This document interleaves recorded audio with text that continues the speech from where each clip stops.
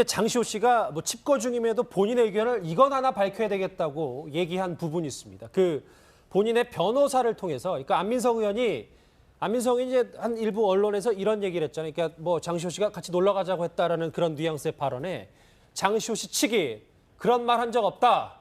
안민석 의원의 발언은 불쾌하고 모욕적이다. 또 하나 했습니다. 아마 이 부분이 장시호 씨의 발언의 핵심일 것 같은데 뭐 여러 언론이나 모든 거에 대해서 안민석 의원과의 관계에서도 희화화를 원치 않는다. 이렇게 답변을 했습니다. 그러니까 저도 뭐 충분히 이해가 되는 대목입니다. 장시호 씨 같은 경우는 이제 좀 안민석 의원이 좀 과도하게 사실은 이 문제를 좀 본질과는 좀 다른 문제로 좀 접근을 하는 측면들이 있었어요.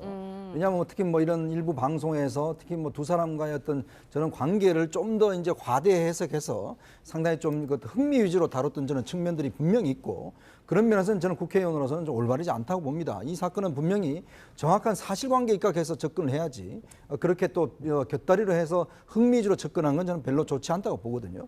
그리고 장시호 씨 입장에도 보면 지금 사실은 매일 이렇게 뉴스에 나오고 보면 누구보다도 사람들이 장시호 씨 모르는 사람 누가 있습니까? 자, 근데 이제 본인의 인재는 뭐냐면 본인 자녀도 있잖아요. 그리고 본인이 무슨 뭐 연예인이 아니지 않습니까? 그런 상황에서는 또 생활도 해야 되고, 그러니까 정말 밖으로 나갈 수가 없는 상황이에요. 모든 사람 다 알아보니까. 그렇기 때문에 자꾸 이렇게 거론되고, 더군다나 이 사건의 본질과는 다른 방향으로 자꾸 이상한 방향으로 거론되는 것 자체가 본인한테는 굉장히 좀 불명예스럽고 최혹스러울 겁니다. 그렇기 때문에 특히 이제 다른 사람도 아니고 일단 국회의원이 저런 식으로 문제 제기를 자꾸 곁다리로 제기하는 것에 대해서 제가 볼 때 좀 브레이크를 걸 필요는 좀 분명히 좀 있다고 봅니다. 뭐 그럼에도 불구하고 장시호 씨가 뭐 아예 죄가 없는 건 또 아니니까. 그렇죠. 그건 뭐 정확히 우리가 다뤄보면 다뤄야죠. 그렇지만 예를 들어서 지난번 같이 무슨 뭐 두 사람이 무슨 뭐 이게 여러 썸을 타니 뭐 이런 식의 어떤 접근 자체는 이건 아니라는 거죠. 예. 아까 뭐 제가 좀 더 바로잡자면 이제 정확한 말이 중요하니까 이제 놀러 가고 싶다고 얘기를 들었다. 안민석 의원이 뭐 이렇게 얘기한 적이 있는데, 이거에 대해서 장시호 씨가 지금 두문불출함에도 불구하고 본인의 입장을 명확히 저렇게 밝혔습니다. 이 석방된 장시호 씨는 7개월 만에 만난 아들을 보고 펑펑 울었다고 하는데, 장시호 씨의 아들 사랑 관련 목소리 한번 같이 들어보시겠습니다. 아들 이름만 나와도 많이 울거든요. 아직까지 한 번도 얼굴을 안 봤는데 그 이유가 이제 얼굴 보면 본인이 견딜 수가 없을 것 같다. 편지도 안 보고 사진도 안 보고, 사진이라도 하나 얼굴 있으면 자기가 견딜 수가 없을 것 같다. 조사 과정에서 한번 아들 얘기가 나와가지고 하도 많이 울어가지고 그날 조사를 못 했거든요. 반 과정에 있어서 수의를 안 입고 나온 게 다른 의도가 있었던 건 아니고, 아들이 아직 어린데 커서 이런 모습을 보여주고 싶지 않다. 그런 것들 때문에 좀 사복을 입고 나오겠죠. 다시 한번 준비한 것 큰 그림 한번 다시 보실까요? 그러니까 면회 불발로부터 시작해서 엄마를 재판에서라도 만나고 싶다. 그런데 나는 사촌 언니와 친하지 않다. 사이가 좋지 않다. 장시호 씨, 근데 펑펑 울었다. 이 부분도 더 중요할 것 같아요. 예, 노 변호사님 뭐 잠든 아들을 보고 펑펑 울었다는 건데, 뭐 제가 색안경을 좀 끼고 보자면 석방된 이후에 처음 나온 기사가 이 부분이었고, 과거에 장시호 씨의 변호사도 아들 이야기를 좀 했단 말이에요. 이렇게 모성애를 가진 장시호를 부각시키는, 언론에 부각시키는 이유가 좀 따로 있다고 봐야 될까요?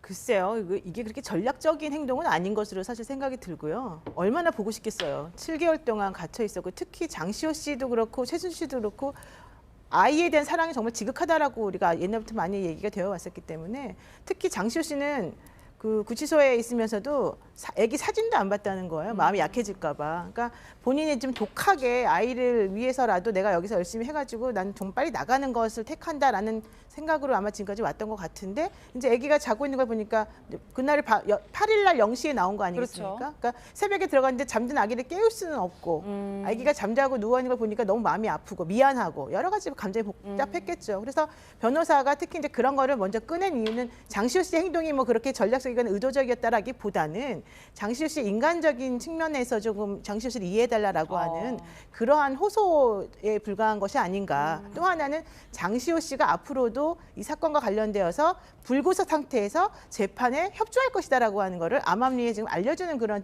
발언이 아니었나라고 생각합니다. 왜냐하면 아이를 위해서라도 나는 다시 들어가고 싶지 않다, 이런 얘기를 하는 거니까요. 그러니까 우리가 너무 꼬아서 볼 필요는 없다는 그렇죠. 말씀이에요. 정유라 씨가 그냥 엄마가 보고 싶어서 면회를 시도한 거고, 장시호 씨도 뭐 아들을 보고 그냥 눈물 흘린 게 그냥 자연스러운 현상이다. 정유라 씨는 엄마를 보고 싶어서 면회를 시도한 거가 100%가 아니라는 거죠. 정유라 씨가 한 행동은 30% 정도는 엄마를 염두는 보고 해도 싶은 돼. 거고 나머지 것들은 전략적이었을 것 같고 장시호 씨 같은 경우에는 한 80% 이상은 아이를 보고 정말로 너무 눈물이 났을 것 같아요. 저라도 그랬을 것 같아요. 네. 숫자로 말씀하시니까 좀 더 이해가 됩니다. 오른쪽에 준비한 거 마지막으로 한번 보실게요. 이 세 명의 이 삼각형 관계를 조금 대략적인 핵심만 짚어봤다면 그래도 국정농단 얘기를 할 때 이분 얘기를 빼놓을 수 없겠습니다. 박근혜 전 대통령 얘기인데 여기 보면 박준 변호사 네. 피곤하다. 유영하 변호사의 피곤하다고 소곤소곤 이 재판정에서 얘기했다는 전언이 있습니다. 그렇죠. 어제 이제 재판하면서 피곤하다라고 얘기를 하니까 유영하 변호사가 변론하다가 그 변론을 마무리 지었다고 지금 알려져 있습니다. 그러니까 사실은 재판이라는 게 변호사들도 오래 하면 피곤하거든요. 피고인들은 사실 무슨 얘기하는지도 잘 모르면서 앉아 있는 경우가 많습니다.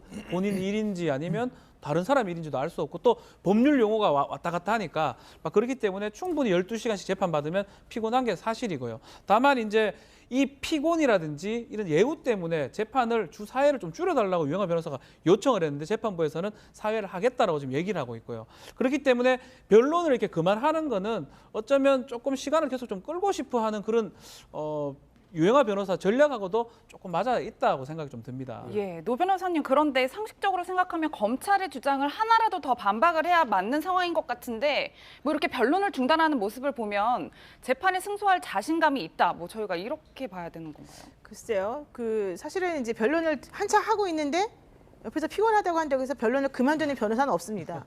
왜냐하면 맥이 끊기게 되고 본인이 주장하고 싶었던 것을 마무리를 못 짓기 때문에 예. 오히려 재판부에게는 좀 안 좋은 인상을 남길 수가 있죠. 그런데 유영하 변호사가 저런 식으로 태도를 취한 것은 두 가지 해석이 있을 수 있습니다. 본인이 변론하던 게 별로 중요하지 않았다라던가. 예. 그렇지 않으면 두 번째로는 본인은 변론보다도 이 박근혜 전 대통령의 심기를 건드리지 않고 이분을 좀 편하게 해드리는 걸 목표로 하고 있다. 이렇게 두 가지 생각할 수 있는 거거든요. 제가 봤을 때는 아마도 두 번째가 조금 더 가능성이 있어 보이고 특히 박근혜 전 대통령이 막 낙서도 했다 이런 얘기도 나오잖아요. 뭐 지우개 가루를 모아서 어떻게 했다 이런 얘기도 나오고 그러니까 그런 걸 보면 매우 힘들어하고 좀 지쳐 있어서 이 법정에 더 이상 앉아있고 싶지 않다라는 걸 강력하게 어필한 것 같아요. 그러니까 내가 피곤하다라고 말을 하니까 이제 빨리 이분을 보호해서 이제 모시고 들어가야 되겠다 이런 생각을 하지 않았을까 생각합니다. 변론을 급하게 마무리한 게 박 전 대통령 심기보자 때문에.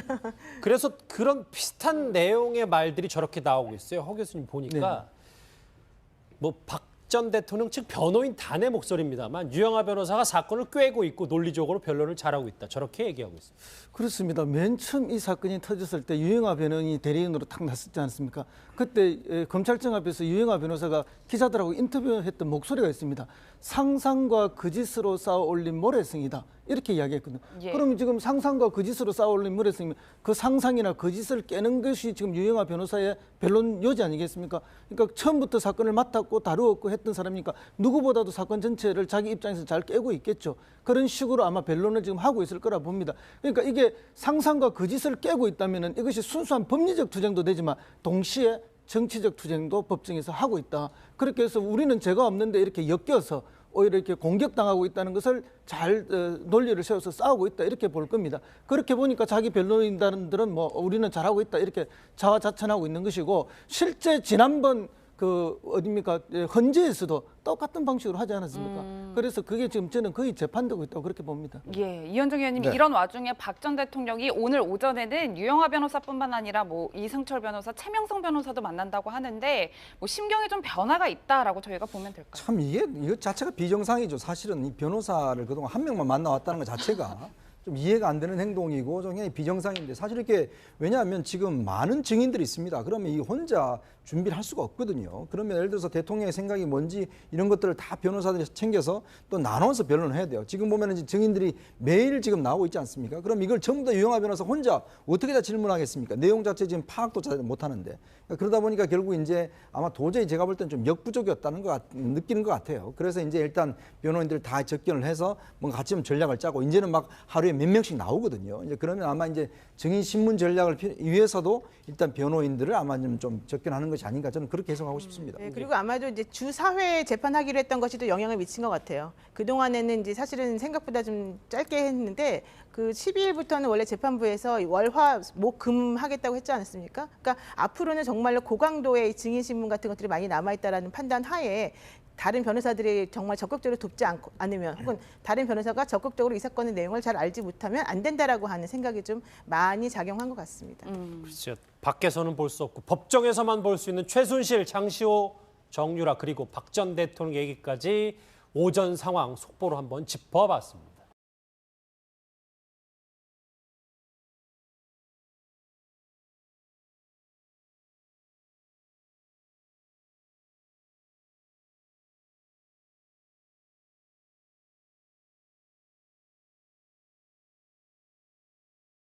근데 장시호 씨가 뭐 칩거 중임에도 본인의 의견을 이건 하나 밝혀야 되겠다고 얘기한 부분이 있습니다. 그 본인의 변호사를 통해서, 그러니까 안민석이 이제 한 일부 언론에서 이런 얘기를 했잖아요. 그러니까 뭐 장시호 씨가 같이 놀러 가자고 했다라는 그런 뉘앙스의 발언에 장시호 씨 측이 그런 말 한 적 없다.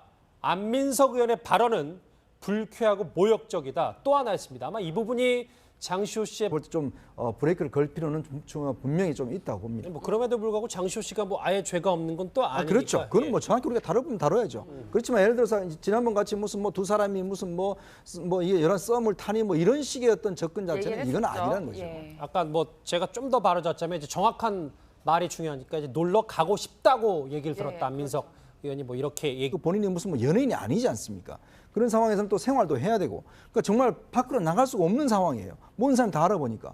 그렇기 때문에 자꾸 이렇게 거론되고 더군다나 이 사건의 본질과는 다른 방향으로 자꾸 이상한 방향으로 거론되는 것 자체가 본인한테는 굉장히 좀 불명예스럽고 치욕스러울 겁니다. 그렇기 때문에 특히 이제 다른 사람도 아니고 일단 국회의원이 저런 식으로 문제 제기를 자꾸 곁다리로 제기하는 것에 제가 상당히 좀 흥미 위주로 다뤘던 저는 측면들이 분명히 있고, 그런 면에서는 저는 국회의원으로서는 좀 올바르지 않다고 봅니다. 이 사건은 분명히 정확한 사실관계에 입각해서 접근을 해야지 그렇게 또 곁다리로 해서 흥미 위주로 접근한 건 저는 별로 좋지 않다고 보거든요. 그리고 장시호 씨 입장에도 보면 지금 사실은 매일 이렇게 뉴스에 나오고 보면 누구보다도 사람들이 장시호 씨 모르는 사람 누가 있습니까? 자, 근데 이제 본인은 이제는 뭐냐면 본인 자녀도 있잖아요. 그 발언의 핵심일 것 같은데 뭐 여러 언론이나 모든 거에 대해서 안민석 의원과의 관계에서도 희화화를 원치 않는다 이렇게 답변을 했습니다. 그러니까 저도 뭐 충분히 이해가 되는 대목입니다. 장시호 씨 같은 경우는 이제 좀 안민석 의원이 좀 과도하게 사실은 이 문제를 좀 본질과는 좀 다른 문제로 좀 접근을 하는 측면들이 있었어요. 왜냐하면 특히 뭐 이런 일부 방송에서 특히 뭐 두 사람과의 어떤 저런 관계를 좀 더 이제 과대 해석해서